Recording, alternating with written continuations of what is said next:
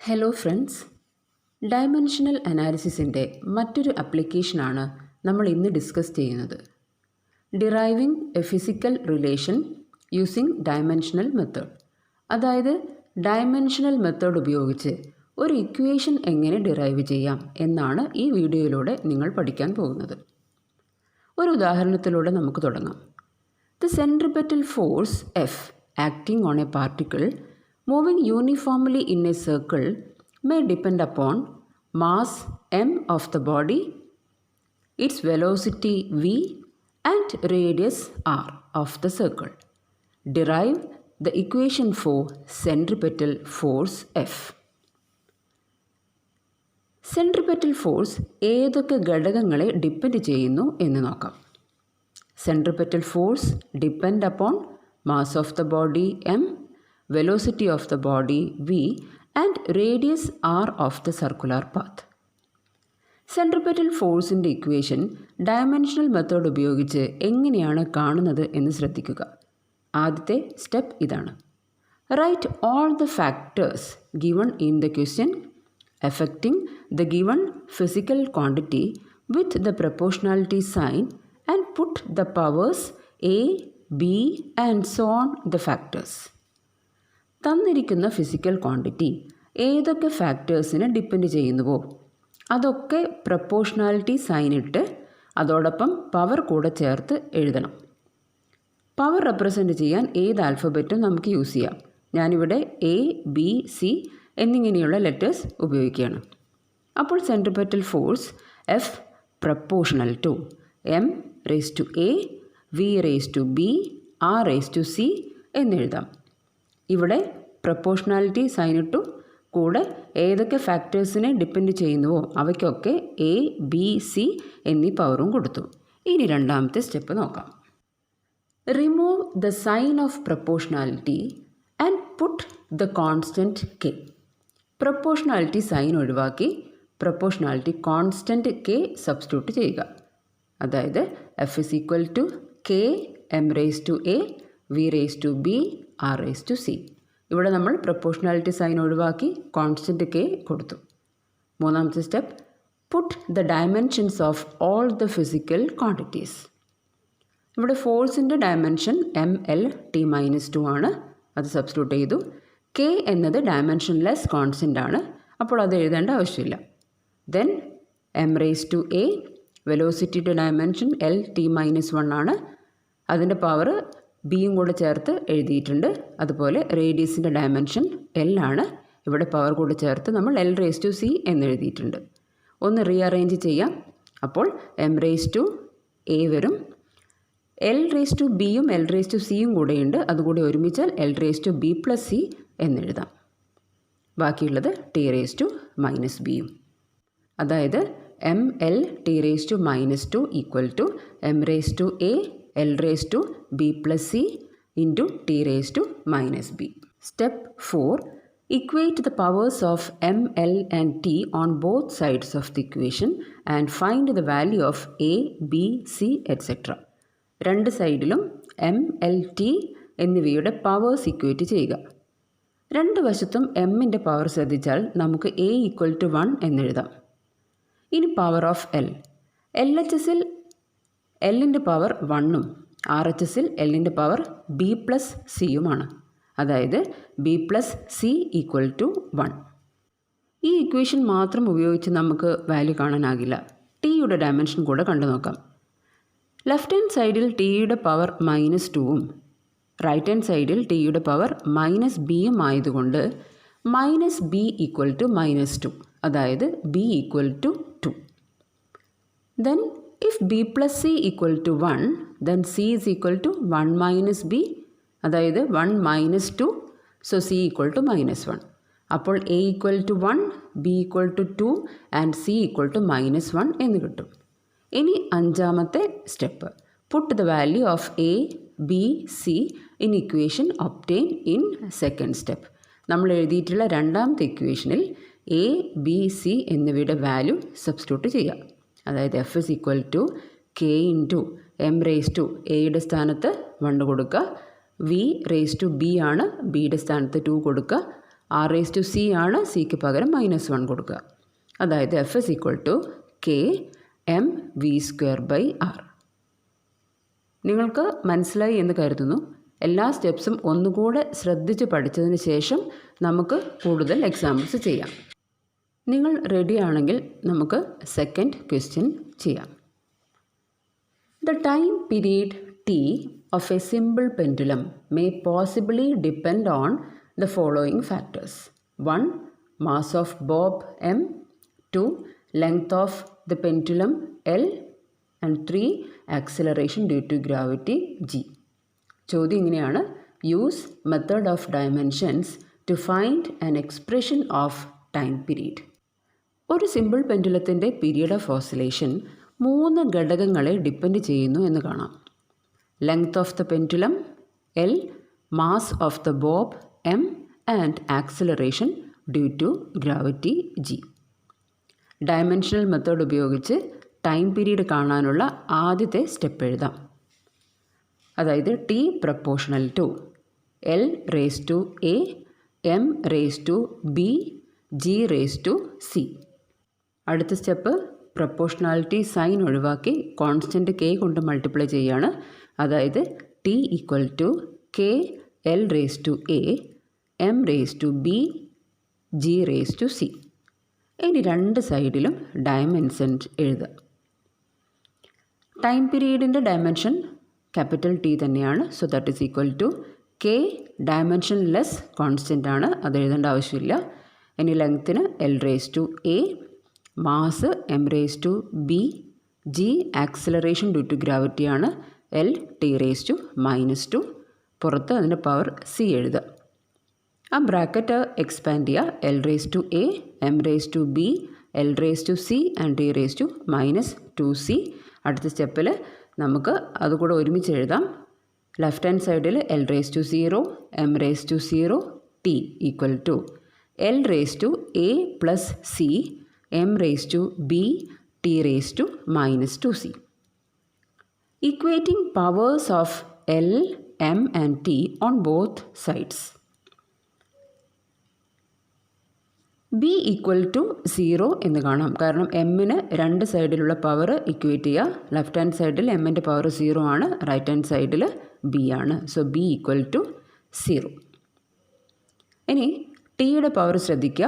-2C = 1, അതായത് C = -½ ഇനി ലെങ്ത്തിൻ്റെ power ശ്രദ്ധിക്കുക. A + C = 0, അതായത് A = -C. C നമുക്ക് ഓൾറെഡി -½ എന്ന് കിട്ടിയിട്ടുണ്ട്. സോ -½ സോ A = ½ അപ്പോൾ നമുക്ക് 3 കോൺസ്റ്റൻറ്റിൻ്റെയും വാല്യൂസ് കിട്ടിക്കഴിഞ്ഞു. A = ½, B = 0, C = -½ ഈ വാല്യൂസ് രണ്ടാമത്തെ ഇക്വേഷനിൽ സബ്സ്റ്റിറ്റ്യൂട്ട് ചെയ്യുക. T = k L⁻½ M⁻0 G⁻−½ M⁻0 ഇനി എഴുതേണ്ടതില്ല. So T = k × L⁻½ G⁻−½ L⁻½ എന്ന് പറയുന്നത് √L ആണ്. G⁻−½ എന്ന് പറഞ്ഞാൽ 1/√G എന്നാണ് അർത്ഥം. So T = k × √L/G. Here the value of constant k cannot be obtained by the method of dimensions. In the chapter oscillations, we will find out the value of k as 2π. So T = 2π√L/G. Oscillate ചെയ്യുന്ന ബോബിൻ്റെ മാസിനെ time period depend ചെയ്യുന്നില്ല എന്നും നമുക്ക് ഇതിൽ മനസ്സിലാക്കാം. Now third question. The escape velocity v of a body depends upon 1. Mass of the body m. 2. The acceleration due to gravity g of the planet. And 3. The radius r of the planet. Establish dimensionally the relationship between them. ഒരു വസ്തുവിന് ഒരു പ്ലാനറ്റിൻ്റെ gravitational ഫീൽഡിൽ നിന്നും escape ചെയ്യാൻ ആവശ്യമുള്ള വെലോസിറ്റിയാണ് escape velocity. Escape velocity 3 ഘടകങ്ങളെ depend ചെയ്യുന്നതായി നമുക്ക് ക്വസ്റ്റ്യനിൽ തന്നിട്ടുണ്ട്. Escape velocity depends on mass of the body m, acceleration due to gravity of the planet g and radius r of the planet. നമുക്ക് ഓരോ സ്റ്റെപ്സ് അനുസരിച്ച് എഴുതാം. ആദ്യത്തെ step v proportional to m raise to a g raise to b r raise to c. ഇനി proportionality sign ഒഴിവാക്കാം. v equal to k m raise to a g raise to b r raise to c. And we can write dimensions on both sides. Left hand side velocity ആണ്. So m raised to 0 L t raised to -1. ഇനി മാസിൻ്റെ dimension m raised to a, acceleration due to gravity L t raised to -2 ആണ്. അതിൻ്റെ പുറത്ത് അതിൻ്റെ power എഴുതുക, b എന്ന് എഴുതുക, into L raised to c. Radius ആണ്, ഡയമെൻഷൻ L ആണ്. ബ്രാക്കറ്റ് എക്സ്പാൻഡ് ചെയ്തിട്ട് എല്ലിൻ്റെ പവർ ഒരുമിച്ച് എഴുതുമ്പോൾ m raised to a L raised to b plus c into t raised to -2b എന്ന് കിട്ടും. Compare the powers of m, L and t, we get a equal to 0. മാസിൻ്റെ power ശ്രദ്ധിക്കുക, ലെഫ്റ്റിൽ 0 ആണ്, റൈറ്റിൽ m raised to a ആയതുകൊണ്ട് a equal to 0. ഇനി ടൈമിൻ്റെ power ശ്രദ്ധിക്കുക, -2b equal to -1, അതായത് b is equal to 1/2. ഇനി ലെങ്ത്തിൻ്റെ പവേഴ്സ് ഇക്വേറ്റ് ചെയ്യുമ്പോൾ b plus c equal to 1 എന്ന് കിട്ടും. അതായത് c is equal to ½ എന്നാണ് കിട്ടുക.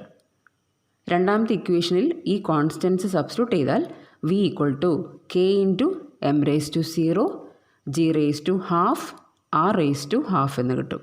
അതായത് v is equal to k into √rg.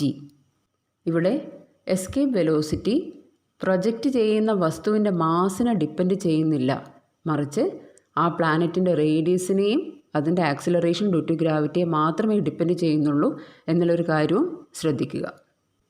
Next question. The frequency n of a stretched vibrating string may depend on tension force F, length of string L and mass per unit length m. Use method of dimensions to find an expression for frequency. ഒരു stretched സ്ട്രിങ്ങിൻ്റെ vibration frequency 3 ഫാക്ടേഴ്സിനെ depend ചെയ്യുന്നതായി ചോദ്യത്തിൽ തന്നിട്ടുണ്ട്. Tension F, length of the string L and mass per unit length m. നമുക്ക് ചെയ്തു തുടങ്ങാം. Frequency n proportional to F raise to a, L raise to b, m raise to c. ഇനി proportionality sign ഒഴിവാക്കുക, constant substitute ചെയ്യുക. So n equal to k f raise to a, L raise to b, m raise to c.